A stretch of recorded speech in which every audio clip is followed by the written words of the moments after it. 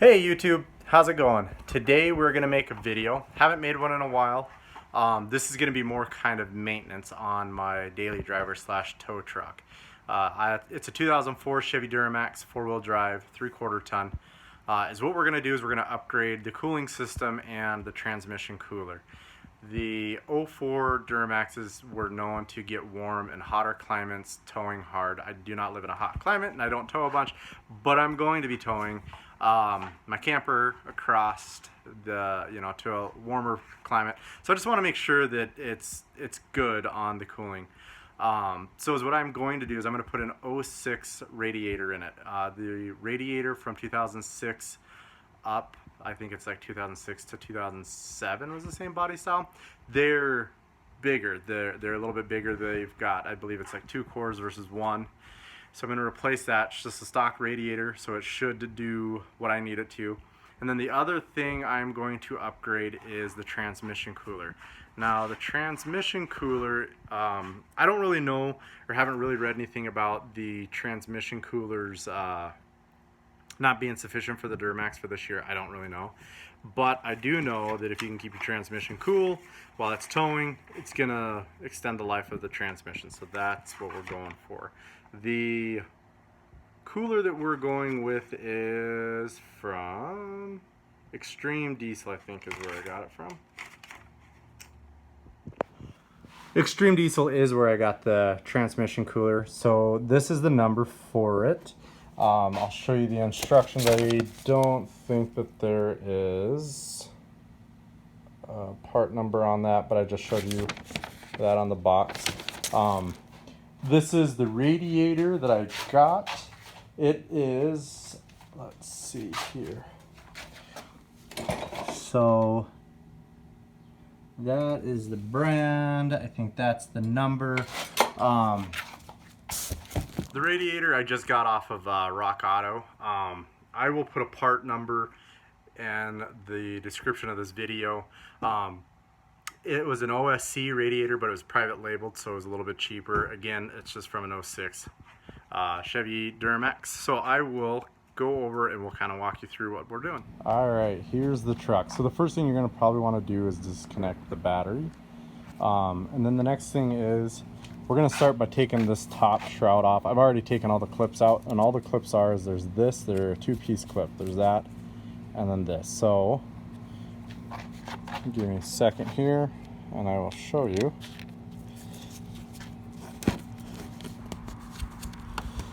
So that portion of the clip just sets in there.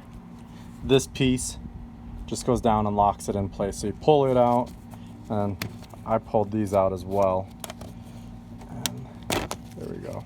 And there is 1, 2, 3, 4, 5, 6 of them. So once you get all of those out, just pull that off. And then next, we're going to start by taking the headlights out. To take the headlights, I will. So to take the headlights out, these little locks here, you take and unlock it, pull it out. And then we will pull the headlight out and unplug it from the back, the wiring harness. All right, so we pulled one headlight out. And to get the headlights out, like I was showing you before, once you take this pin, you mainly just are able to work the headlight out.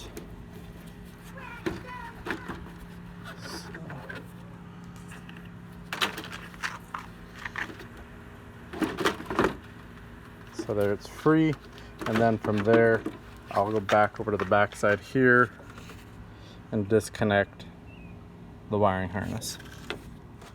Okay, I'm working on getting the grill out, and to get the grill out there's 4 clips. Here's one here, goes in, so you got one up top, or 2 up top, one on each side, and then the other ones are down. You can see right here it goes straight in, and then it's kind of hard to tell.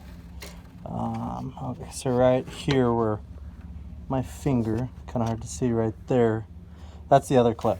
I don't like pulling directly on the grills and stuff, and I know that that's how these clips are meant to be, but being as I can reach behind, I try to push them through, kind of help give them a little bit of squeeze and push through instead of just pulling through.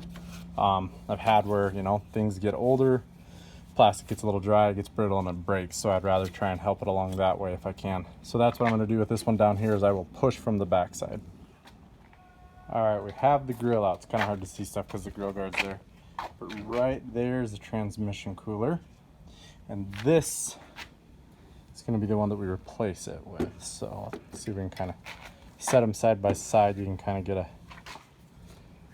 a shot of, you know, the difference. You can tell that's quite a bit bigger.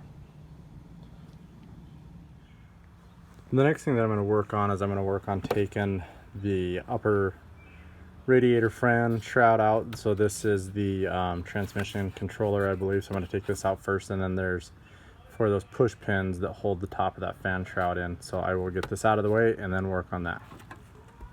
Okay, so I got the transmission computer right there. So the next thing I'm going to do is there's these 4 push pins that hold the top of the radiator shroud in. There's 2 on each side. You can see those 2. I'm going to pull those out and then pull the top of the shroud out. I almost missed it on that fan shroud. We also have 2 bolts here that need to come out, then this top should pop off. Alright, the next thing I'm going to do is remove, or there's 2 bolts down here for this hood latch. I'm going to undo that. And then I think we're going to try and take this top brace out. These are 10 millimeters and you can't really see them. Right there, there's 1 bolt. 2, 1 on each side. Those hidden bolts you can get to, as you can see, I got an extension, just ratchet on the other end. Okay, next there are, right up underneath here, kind of hard to see, there are 3 bolts, 10 millimeter head. There's 3 of them on each side, and you can get to it. Let's see if I can get the camera right here in this little hole. You can get at that opening, this access point right here on both sides, and they're up and underneath. And what we're going to try and do is we're going to try and take this cross brace out so we can pull the radiator and the intercooler up and out of there. I ended up getting a smaller ratchet, and then I also have one of these little things here that you can use to kind of turn it by hand after I get it loosened.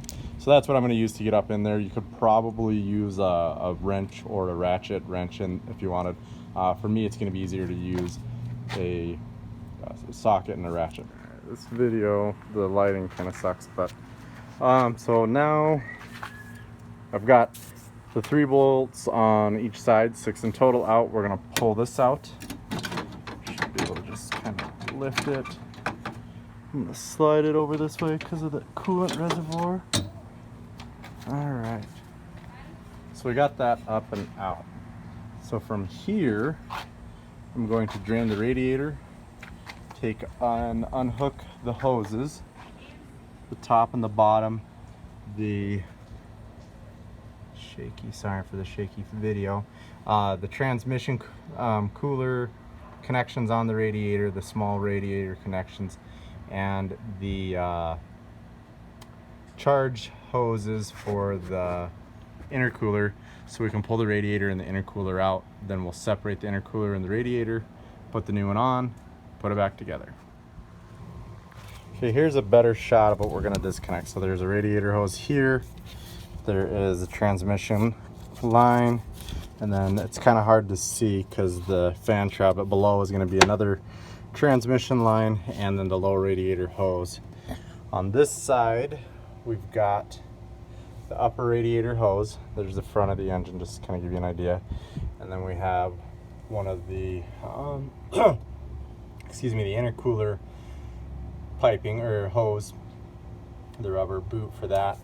And then on this side below, everything is the intercooler. I'm going to get a shot from up underneath. I'm going to show you where the petcock is for the radiator, and I can get to these the intercooler lines or hoses from underneath. So I'm going to do that from underneath versus trying to take out, you know, more like of the air box. I'm going to try and do this without taking out the air box, which is right there. Okay, we're underneath the truck on the driver or the passenger's side. So here's the lower radiator hose Here's the petcock, or not, yeah, the petcock to drain the radiator. Here's the charge pipe, or one of the intercooler pipes. And then, oh, this is, that's kind of hard to see, but here is the other intercooler. There you go, right there. So right here is the other intercooler line, and I should be able, I think, to get the clamps off of that boot from underneath. So that's what we're gonna do. Okay, here we are. So I've got the radiator all undone, ready to pull out with the intercooler. All the lines are undone. I don't know if you'll be able to see that. Transmission line, coolant line. I do have to take the air box out. I'm gonna try and sneak around it, but there's a bump right down here that the connector for the intercooler is gonna hit. So I've got an aftermarket air box, I believe. Take the lid off, and then down in the box there's bolts that hold it down, so we'll pull that out.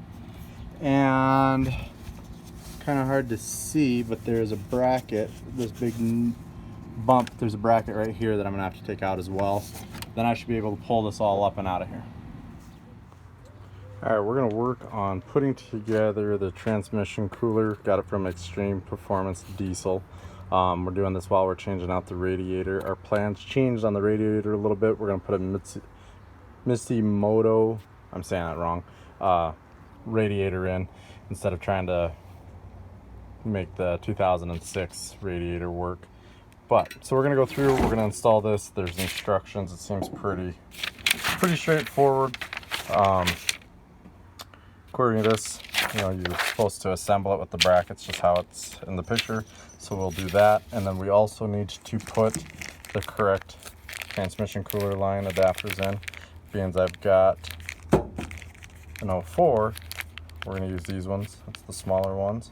So, and then these are for the later ones, it looks like, 01 to 03. All right, I'm gonna put this together, and then we will work on getting it on the truck. One other thing I do think is worth mentioning that I wasn't gonna say something. So there's rubber O-rings on here. When you go to stick these in here, when you go to install these onto the cooler, take and put some clean oil on those O-rings, so when you put them in, you don't accidentally cut or scrape that O-ring and cause a leak later on. So next, we are gonna take the cooler out.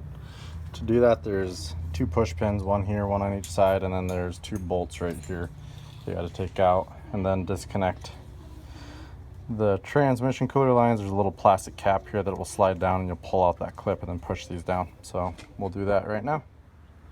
All right, we got the cooler out. One thing to take notice is you're gonna have to take these inserts off and put them on the new cooler. I'll show you that.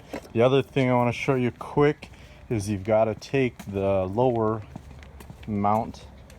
So here's the new cooler right there. So the lower mount that goes from here across, you take that out. Right here, you're gonna keep the bolts, and these new tabs right here is gonna end up getting bolted up right there.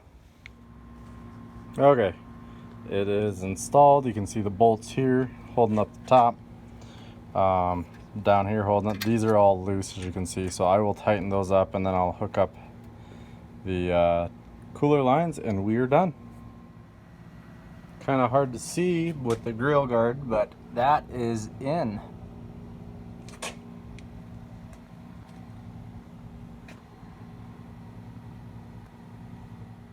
Here is the Mitsimoto radiator.